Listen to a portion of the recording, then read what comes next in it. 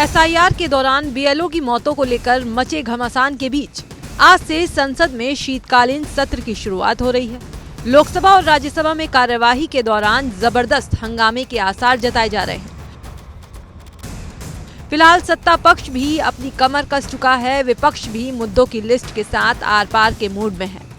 इस बीच संसद के शीतकालीन सत्र के शुरू होने से कुछ घंटे पहले बसपा सुप्रीमो और उत्तर प्रदेश की पूर्व मुख्यमंत्री रही मायावती का एक पोस्ट वायरल हो गया।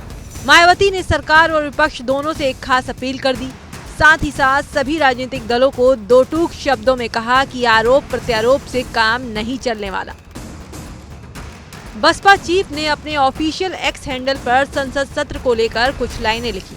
उन्होंने कहा, संसद का शीतकालीन सत्र आज से शुरू हो रहा है, जिसके हर सत्र की तरह इस बार भी काफी हंगामेदार होने की संभावना व्यक्त की जा रही है।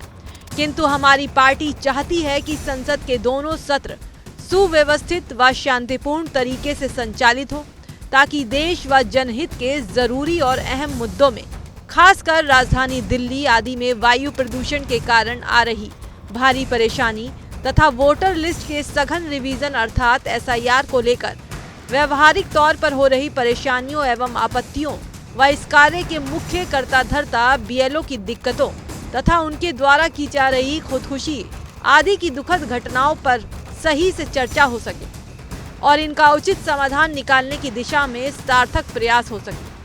केवल आरोप प्रत्यारोप से काम नहीं चलेगा, बल्कि व्यापक देश व जनहित साधने हेतु संसद को सुचारू रूप से चलाने के लिए सत्ता और विपक्ष दोनों को राजनीतिक स्वार्थ से ऊपर उठकर पूरी तरह से संवेदनशील एवं गंभीर होने की जरूरत है।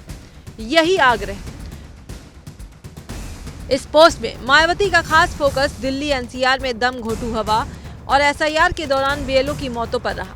उन्होंने साफ कहा कि उनकी पार्टी चाहती कि इन दोनों मामलों पर न सिर्फ संसद के दोनों सदनों में चर्चा हो, बल्कि उसका उचित समाधान भी निकाला जाए। आखिर में बसपा सुप्रीमो ने सत्ता पक्ष और विपक्ष को नसीहत दी कि राजनीतिक स्वार्थ की बजाय जनता का हित देखें। बता दें कि इस वक्त बहुजन समाज पार्टी का राज्यसभा में केवल एक सांसद है। 2024 के लोकसभा चुनाव में उसका कुल वोट शेयर 2.4% रहा।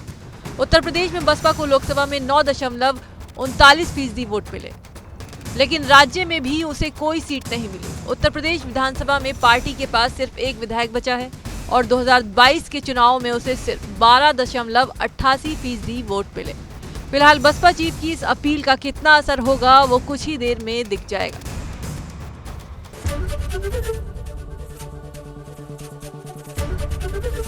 एबीपी गंगा, खबर आपकी, जुबान आपकी।